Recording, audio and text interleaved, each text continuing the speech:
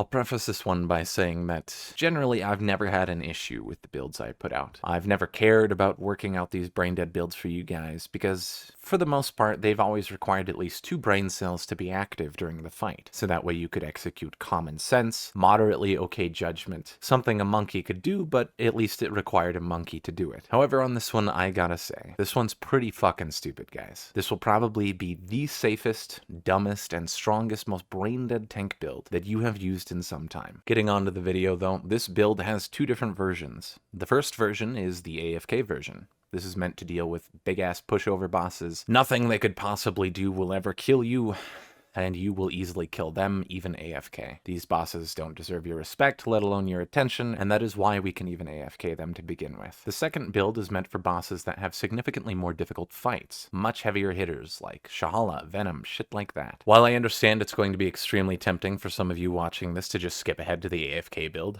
we're going to talk about the stronger build for heavier hitters first, because I swear to Christ, if you skip ahead to the AFK build and use it on a boss that you shouldn't have, and then come back to me and complain that it didn't work, I will end you. Starting off with the stronger build meant for heavier hitters, as usual we're going to talk about what we're using before we talk about why we're using it. So if I have any item usage that is raising eyebrows, please, for the love of God, wait and I will explain. Starting with our armor, we are using the full Leto Mark 1. Then our relic is the Profane Heart, with shield effectiveness, damage reduction, and health. With our accessories coming out to Matriarch's Insignia, Drakestone Pearl, Rerouting Cable, Fey Bruiser Ring, or Hardcore Metal Band. That's an alternative, which we'll talk about later. And then Seal of the Empress. On our weapons, we are using Monolith with Failsafe attached. Our melee weapon must be Mirage, with either Shielded Strike or Steadfast, preferably Shielded Strike. We'll talk about where Steadfast comes in later. And then your secondary can really be whatever the hell you want. Technically, best in slot would be Nebula. I personally chose to bring Service Pistol with Heatwave just to subvert that expectation, and show that Nebula wasn't necessary for this to occur. Moving on to consumables, starting with concoctions. We have Meat Shake, Dark Cider, Verdant Tea, and Mudtooth's Tonic. And then the only quick-use consumable we bring is Confidence Booster. For our archetypes, we are bringing Alchemist with Stone Mist, and then Ritualist with Miasma. And then for our traits, we have Potency and Affliction spec'd into by default. Then we have 2 standard points in Expertise and Spirit. Then we finish off Vigor and spec into Barkskin, Fortify, Amplitude, Siphoner, Glutton, Recovery, Strong Back, and Leech. Moving on to why we're using what we're using though, starting with damage reduction. The armor set we use, along with the Fortify 50% efficacy bonus, brings our total armor to 271.2. 271.2 armor brings our total armor damage reduction to 57.56%. On the flip side of the equation though, with flat DR, we have 10% damage reduction from Barkskin, then we have another 10% from Confidence Booster, and then another 6.5% from Meat Shake. Lastly, 2 stacks of Bulwark from Fey Bruiser Ring. 2 stacks of Bulwark gives us 13% flat DR, bringing our total flat DR to 44.5%. 44.5% flat DR plus 57.56 armor DR brings our total DR to 76.44%. No, we are not DR capped to 80%, but we also don't give a shit because that's high enough for what we're going for. As usual though, if you are confused on how any of this is calculated or what it even means in the context of effective health and tanking and how to survive in Remnant 2, please watch this other video. It will explain everything you need to know to better make your own builds or identify if another build is full of shit. On the note of EHP though, we're obviously boosting our health as much as we possibly can using the Health Fragment, Vigor, Mudtooth's Tonic, Dark Cider, and Seal of the Empress. Now we're going to talk about the core functionality of the build, and that is the Mirage melee weapons Cyclone mod. Mirage is a new melee flail that has a built-in mod called Cyclone. Cyclone is a special effect that makes it so whenever you are continuously chaining an overhead flail attack, you create a cyclone that deals damage per second to enemies within range and pulls all enemies closer to the wielder. The idea seems to be that it is a flail that makes up for the shortcomings of being a flail by 1, pulling enemies into what is normally the immensely small range of a flail, and 2, allowing you to deal, albeit extremely small damage, to enemies outside of that small range, which is pretty fucking good. When it first came out with the DLC release, it wasn't too crazy, it seemed to have some nice applications, lots of peeps made tank builds with it using Ring of Spears, because they're fucking posers, but Then we got the latest patch, and the latest patch had a note that said Mirage Cyclone enabled proper damage type scaling, melee plus elemental. What a lot of you would take that to mean, given the phrasing, is that now all it means is the sandstorm ticks will scale with melee damage. Nothing too crazy, right? Not clarified very well here is that now every tick of damage from any instance of damage dealt by the cyclone effect now counts as a melee strike. Holy fuck. Some of you may not fully understand why that's so insane, so we're going to explain as we go, because flails typically have a lot of issues that have all been magically solved by this one single change. The first issue flails have is stamina. Flails usually cost a shit ton of stamina to maintain their overhead strikes. The two general routes to go have always been, one, you can use Bisected Ring to negate the cost of stamina, so that way you can maintain it indefinitely. The only problem with that is Bisected gives you a pretty hefty hit to damage reduction, minus 10% is not negligible, and you usually have to make up for that by using other rings. In addition, stamina negation is not infinite stamina, contrary to what the ring's description says, and it doesn't allow you to spend stamina, meaning that when you do go the route with Bisected, you lose out on a lot of effective health via different options that you could use. On the flip side though, the other option is to go the stamina regeneration route via Drakestone Pearl, but even that has issues because it's really hard to get enough stamina per second to outpace the drain of the flail. So what you have to do on the stamina drain route is build so heavily into stamina cost reduction that it makes it no longer worthwhile to even go that route because you're spending so little stamina that for stuff like rerouting cable, you just don't spend enough to get enough shield. On other melee weapons, you can typically go the route of Matriarch's Insignia on your amulet, which makes it so every successful melee attack restores 10 stamina per hit. This has never been an option for flails because flails have a tiny ass range. It didn't matter if you could regen stamina per hit, if the boss was never in range, you're still never going to regenerate stamina. Now, however, every single tick of cyclone damage will give you 10 stamina on every single target that it hits. Because of this, we are now able to go Cyclone without going Bisected, go the Drakestone route without building too heavily into stamina cost reductions, and use Matriarch's Insignia. So just to wrap up stamina regen while we're still on that topic, we do bring Verdant Tea. This reduces the stamina cost weight penalty by 50%. I know in game it says regen, but it doesn't do a regen penalty reduction. It is the weight cost reduction. Think of Challenger's Powerlifter perk. It's exactly like that. But it also gives us 20 per second,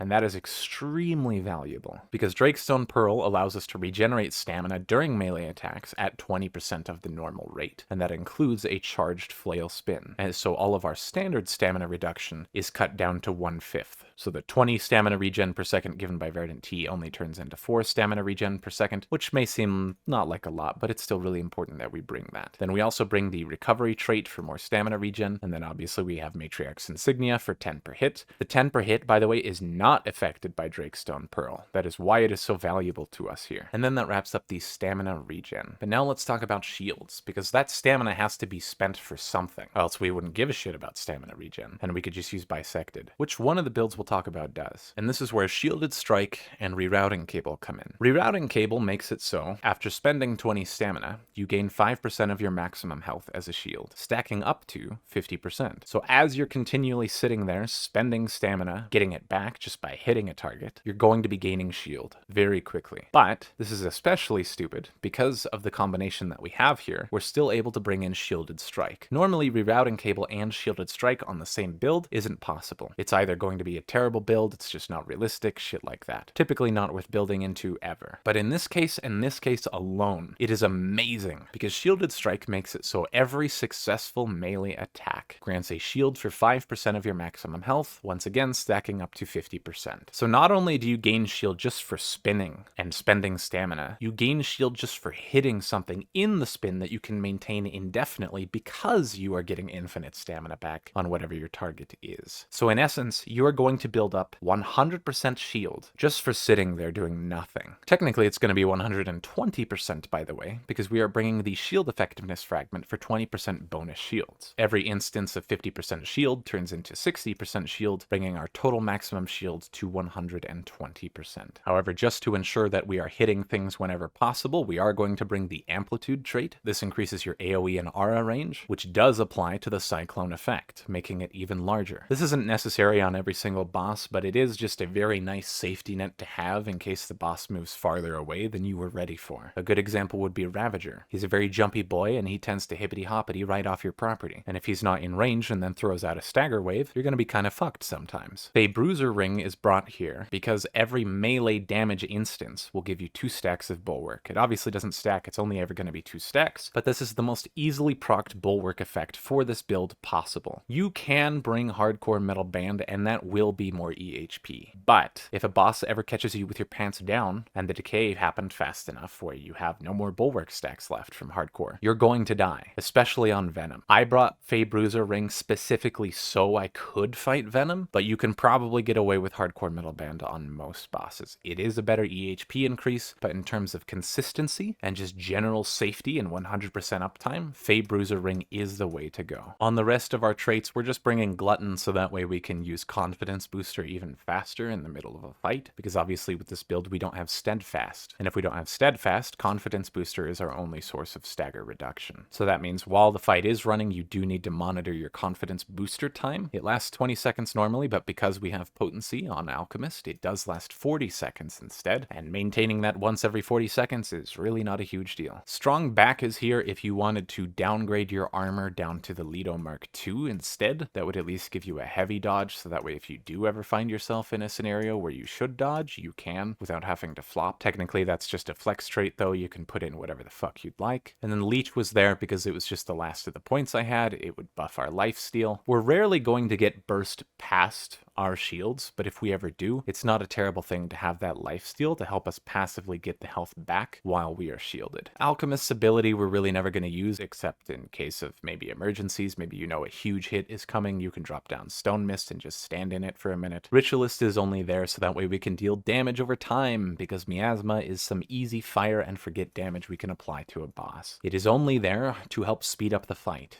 It is not there to help us survive. Although technically, if the boss has numerous enemies, like I know Venom spawns a lot of tentacles a lot, killing the enemies with status effects will reduce the damage that Venom will deal to you by 5% because of the Terrify perk. But that's not something you should ever count on being active, it is just a bonus. In that same vein though of things that are just there to speed up the fight, that's why we have Monolith as well. It's just a fire and forget damage over time, it's just there to help us speed up the fight. Your weapons beyond the melee don't actually matter. Bring whatever you want, bring whatever you feel will be best for you. Overall, it's not too crazy of a build. It's obviously focused around holding left click the entire time and just fucking off. The only thing that is truly insane here, that I don't think people have really caught on to yet, or thought to do, is the unholy union between Shielded Strike, Matriarchs, and then Rerouting Cable as well. And it is only possible because of how Cyclone now counts as a melee strike on every single tick of damage. Some people are probably going to try and use that argument to say this is why Ring of Spears would be a good choice. Ring of Spears does not have 100% uptime, and even if you build into it having 100% uptime, it's no longer a tank build. In general though, it doesn't apply on over half the bosses. For example, Venom is literally vertically above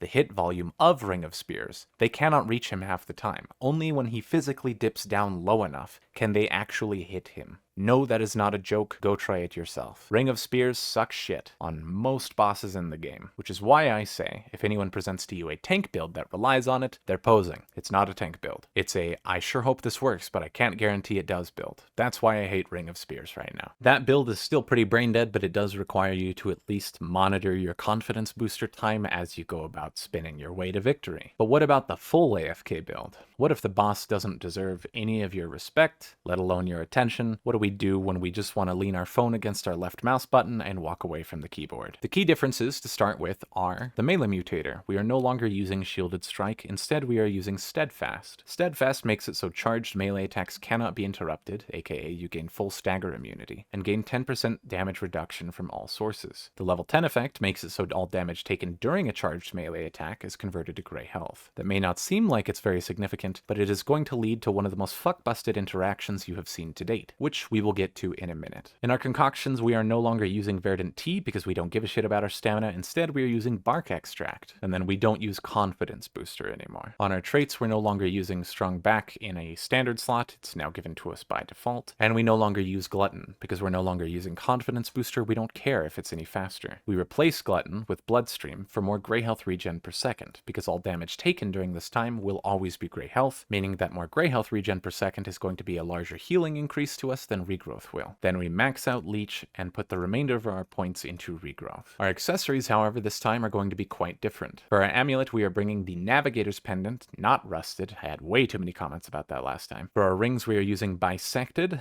Rally Band, Hardcore Metal Band, and then Seal of the Empress again. Bisected, we're obviously using just so that way we can bring in infinite stamina, because if Steadfast lets us maintain infinite stagger resistance as long as we are not running out of stamina, then we need to make sure that we never run out of stamina. The only downside to Bisected is it increases all damage received by 15%. This is mostly counteracted by the damage reduction gained by Steadfast, but not entirely. But that's not a huge deal, because on our relic, we now swap out shield effectiveness for armor effectiveness. This helps make up the gap just a little bit. Although we don't have shields for nearly as much EHP, it's still a pretty big difference. Hardcore Metal Band is being used instead of Fey Bruiser Ring here, just because we want to have as much EHP as possible when bosses are hitting us repeatedly. You could technically go the consistency route with Fey Bruiser Ring, but I promise you, once bosses start winding up attacks, you're going to want to have as much bulwark as possible. In this build, without shields, that is more valued than consistency. And then we have Rally Band. And Rally Band was tailor-made for Steadfast builds. It's so outrageously strong on a Steadfast build. It's like the devs looked at Steadfast builds and said, you know what, we like these. You can have this. Here you go. Rally Band makes it so every successful melee strike converts Grey Health into normal health, aka it heals you. Each melee strike converts up to 10% of max health. Now, as we've already covered, Steadfast ensures that all damage taken will turn into Grey Health at all times, and the Grey Health can never fall off because all successive damage is still going to be more Grey Health. This means that no matter how much damage you take, the missing health will always be Grey Health, and that means every successful melee strike will convert 10% of your maximum health into regular health from Grey Health, which means that for every damage tick done by Cyclone, or even the flail hitting, on any target within the entire range of Cyclone, which is pretty fucking huge by the way, you are going to heal, and you are going to heal very quickly.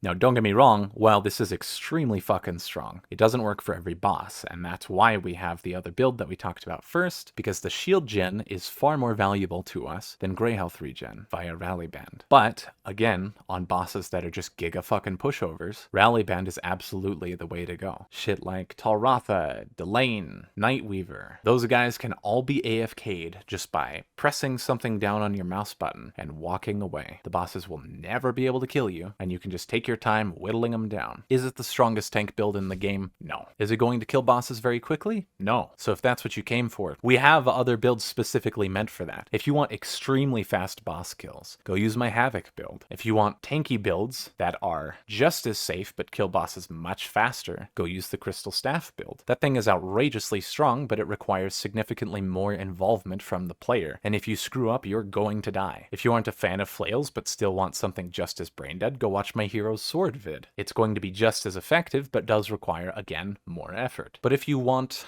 the I fell asleep at my keyboard, I sure hope this boss dies by the time I wake up build, this is it. You've got it. You have the king of brainlessness. And then lastly, because I've had some comments on some of my builds lately asking whether I believe that the builds would or should get nerfed.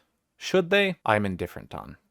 Would they? Probably, but I don't think it matters, and I don't think you guys should care either. Because there's always going to be a way to do it. There's always going to be a way to tank and just cheese the shit out of a given boss and its mechanics. Is it possible that some of these things or their interactions will get nerfed? Yeah, but you can count on me being there every time that happens, showing you guys another bullshit way to approach it. So, until next time.